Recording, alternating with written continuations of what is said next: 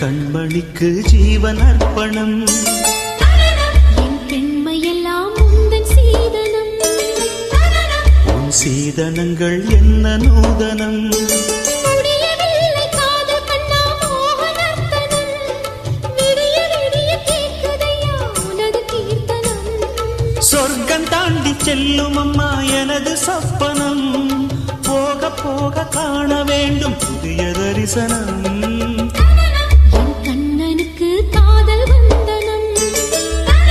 என் கண்மணிக்கு